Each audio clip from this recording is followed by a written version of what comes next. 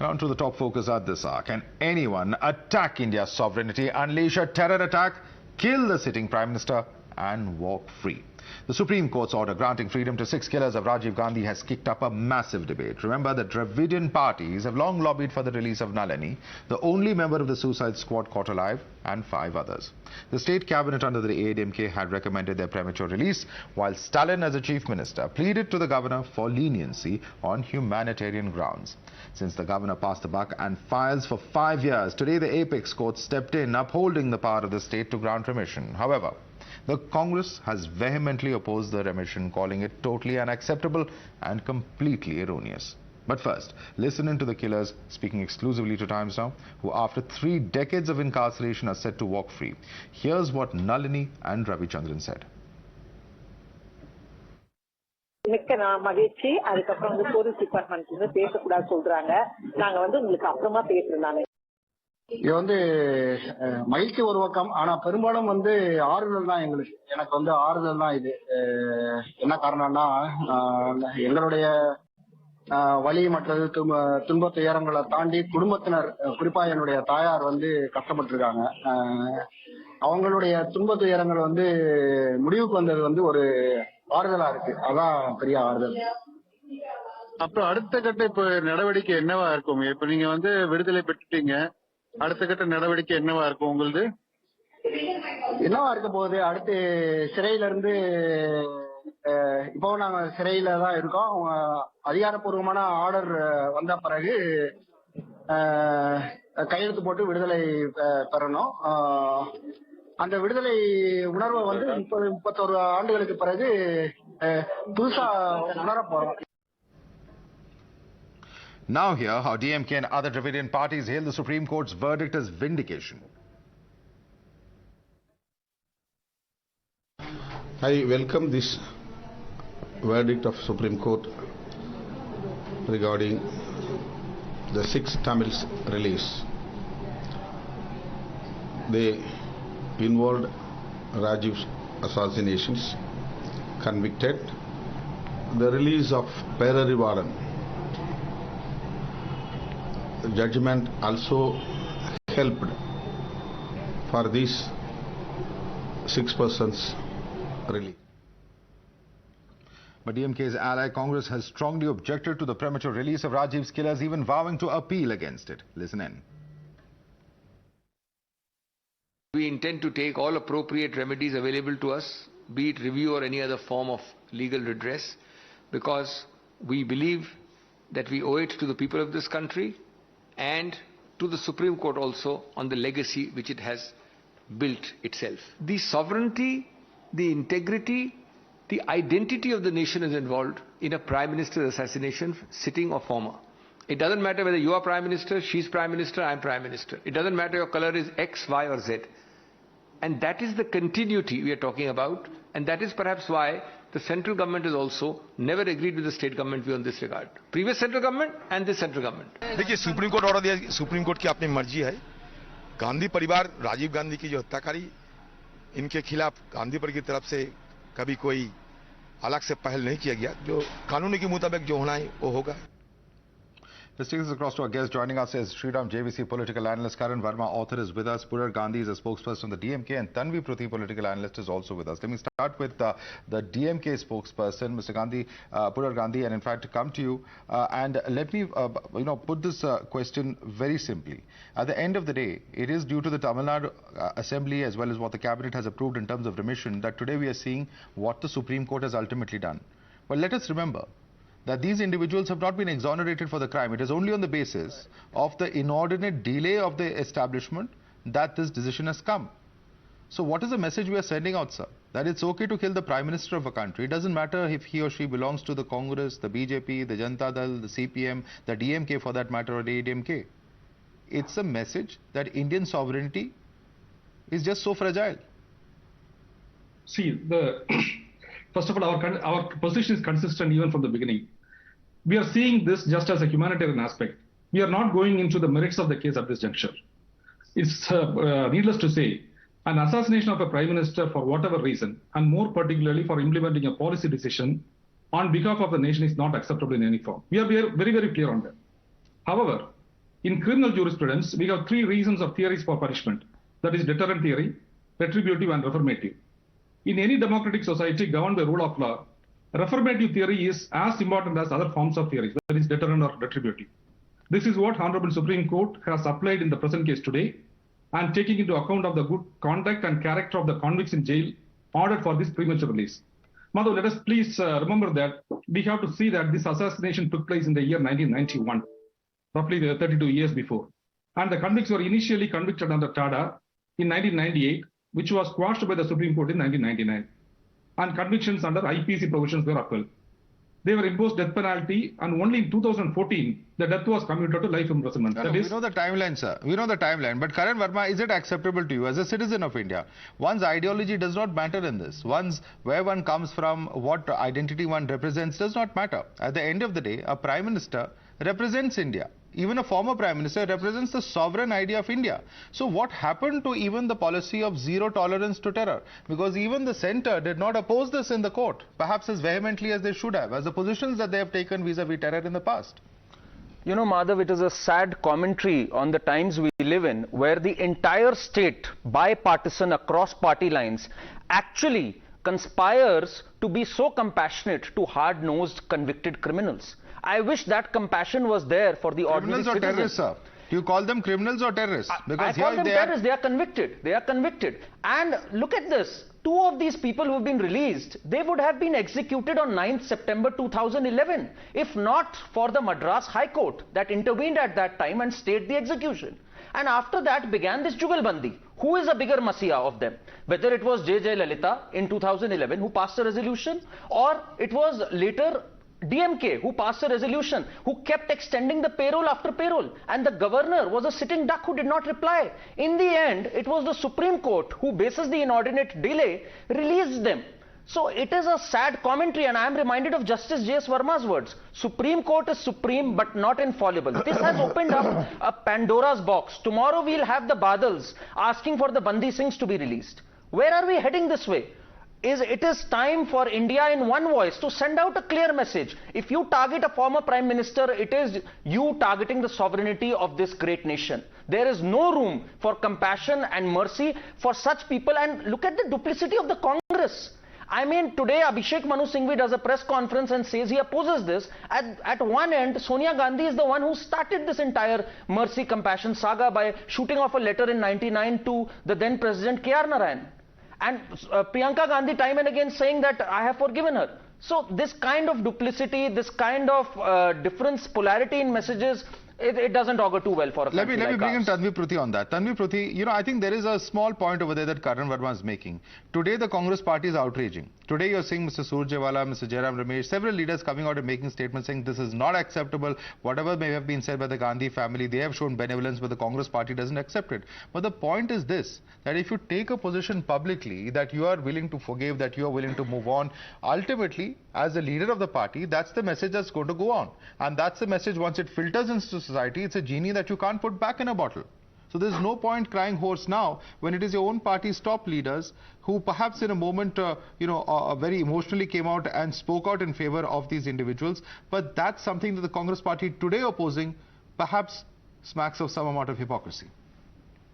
Madhav, Gandhi family individually in their personal capacity decided to, give these convicts or go for the letter Mr. Sonia Gandhi wrote way back in 1999 regarding the clemency. We can always debate whether capital punishment should have been awarded or not. I think there's a problem with your line. I'm going to come back to you. I'm going to come back to you because we just can't get what you're saying. I'm going to try and fix that line and come back to you. But let me bring in JVC Sriram on this. Because JVC Sriram, the point that is being made is this, that ultimately you have positions that have been taken by different political parties, each one trying to escalate their own position vis-a-vis their demands. And when this kind of competition takes place, this is the unfortunate spectre that we see on ground. But neither the BJP nor, of course, the regional parties or even the Congress vehemently opposed this when it was going on the Supreme Court, where every day they're battling it out in different cases. Perhaps they should have woken up earlier and not outraged today. I would never criticize Supreme Court for its judgment, but I have a few observations to make here.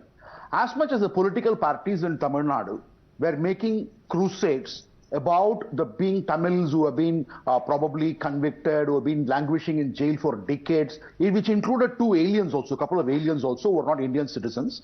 None of these parties ever bothered to talk about 14 people, including a 10-year-old girl who was murdered on that occasion. 43 people who suffered injuries and who are still in bed, who have been paralyzed. And what was they're also Tamil people. And did any of these Tamil parties speak about them? Absolutely no. Such has been the apathy of the political parties that the 10-year-old girl's younger brother was thrown out of his father, by his father, and was languishing in jail for a crime which he committed in Vellore. So what is it? And more importantly, when Perarivalan was released, the Honorable Chief Minister of Tamil Nadu received him and gave him bouquets and hugged him. Is that the kind of scene which you want to show? And you're adding insult to the injury? Because after all, these are convicted criminals, terror people. And probably just because that the former presidents of India have been sitting on the mercy petition without acting on them, right from K.R. Narayanan to that of Pratibha Patel, including APG Abdul Kalam. And that is the reason why they were coming out. And Supreme Court in 2014 brought in governor also into these kind of things. And this is the worst thing. The last thing is to celebrate the release of these people by political parties and constitutional authorities, because it would actually add insult to the injury to the families of those 14 people whom we don't even know many of them. They were all police constables, police officers. And these are the people who had actually lost their breadwinners. And what have the political parties done? Has DMK done anything for them? Absolutely no. Respond to that. Political parties have it in them. Mr. Gandhi, respond to that. Crusaders. What bloody crusaders? It's nothing but political positioning. Why does the Chief Minister have to go and be photographed with the killer of a Prime Minister, Mr. Perarivalan? No, it is not at all a political positioning, because, see, how long you will keep a person in jail? Even in foreign countries, even in developed nations. But why the photo op then, sir? Pardon? Why the photo op? Why the photo op of the Chief Minister with this individual? What's the logic behind that? See, with respect to Perarivalan's case, one should speak about the merits of the case, because even in the merits of the case... I'm asking you, why should the Chief Minister go and meet this individual? He's a convicted criminal. The Chief Minister is not going and meeting the... His sentence is not, he has not been declared an innocent individual or something.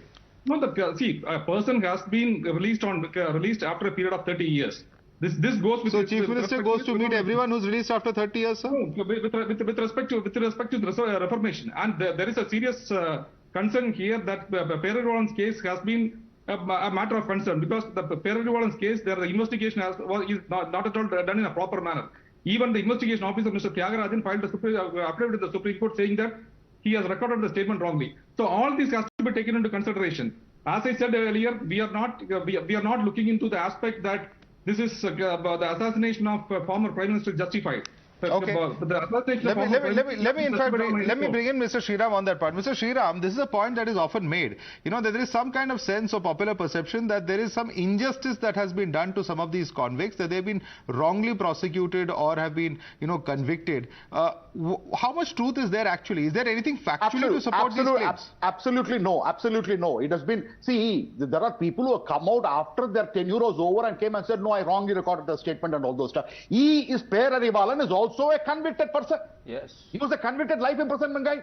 How can the Honorable Chief Minister of Tamil Nadu, on the day of release, can the DMK spokesperson who is representing here deny the allegation that I'm making, that the Chief Minister, Honorable Supreme Court is ordering for the release on the Honorable Supreme Court did not tell him that he's innocent. Sir, Honorable Supreme Court did not say he's innocent. Honorable Supreme Court said yes, sir. He is a convict. No. Give me an answer. Give me an answer, Mr. Gandhi. Mr. Gandhi, give me an answer. Is he an innocent guy? Was he an innocent guy? Was he an innocent guy? Was he innocent? Was he not convicted? How can the Chief Minister ask such a person? What is the kind of optics you are giving? What is the kind of optics you are giving? Or you are going hand in hand with... Okay, many hands going up. Many hands going up. Number of facts over here that are in dispute, but I want to quickly bring in Tanvi Pruthi on this. Tanvi Pruthi, you can't run with the hares and hunt with the hounds. That's the unfortunate position that the Congress appears to be in today. Whatever Gandhi said or did in the past has been in their own individual capacity, And the Congress party, the stand that is taking today, Rajiv Gandhi did not just belong to Mrs. Sonia Gandhi once he became the Prime Minister. He was the Prime Minister of all the Indians as a whole. And today 130 crore Indians demand from the Honorable Supreme Court that how could they let those convicts out. I mean, the spokesperson of the DMK party was just saying that in other countries also, where they release prisoners out of the prison after a certain period of time. But in which country do they allow assassinators of a Prime Minister roaming free? We can always debate whether capital punishment should have been granted to them or not, but letting them out is completely out of question. It was never a case that they should not be out of question, that they should be out of jail, and Union government also was resisting it. That is why, after the constant demand of that. And my point number 2, what precedent are we setting? Mr. Verma rightly said that, after that, Beyond Singh's death case is also pending, assassination is also pending. So what next? Will allow the AAP government in Punjab, who came out in their election campaign, that will be releasing those convicts. They'll be also out soon. So in our country, we are setting the precedent that no matter the chief minister or the prime minister, their lives they do not depend. You spend 10 years in jail and then you are out. Tanvi, I'm going to put that question to the DMK, but may I ask you a simple question? The Congress party has perhaps the highest profile lawyers in Parliament and practicing in the Supreme Court. When all these proceedings are underway, if this is a sentiment that was so strongly felt within the Congress, why did no one go there and represent and at least appeal or argue against it? Leave alone the centre. The centre perhaps also could have done the same. They did not do that despite the stated position of the BJP of zero tolerance on terror. I'm coming to you. But I want Tanvi to respond to this, because why are you crying hoarse after the milk has been spilled? That's a simple question. Madhav, today itself, Mr. Singhvi in his very detailed press conference highlighted that they'll be opting for the legal appeal in this case, and I'm looking forward to the objections that they'll be raising in the House. The matter, I would say, is still it's not over, and we'll have to see how the Supreme Court will react to it. Okay, Karan, you want to comment on that? Madhav, the Congress cannot continue like this. At one end, you have an alliance with DMK, and you've had an alliance with DMK from I don't know how many years you've had an alliance with them every single time. So DMK has been all for the release. Why don't you break the alliance on moral grounds then? Okay. You have no business keeping an alliance. And secondly, Madhav, Congress we are out of time. Sorry, we're completely out of time. I want Tanvi to respond to that. Tanvi, is the alliance still tenable? If the Congress is so vehemently opposed to this action, of which the state government is welcoming, can your alliance with DMK continue? That is for the political leaders in the Congress in the Tamil Nadu to represent. I am not the official spokesperson of the Congress party. But I can say that the top court, the judiciary, we can keep the politics aside. The judiciary, I'll tell you what, the state unit doesn't agree with the central Congress leadership. All right. A lot of disjunctions as state units, party unit of various state parties versus national parties. There's a lot of issues at conflict over here. The unfortunate spectacle today, though, is that the message being sent out is that you can kill a prime minister of this country and still walk away free out of jail after 30 years. That's the unfortunate part of this entire situation. I'd like to thank all our guests for joining us, slipping into a quick break.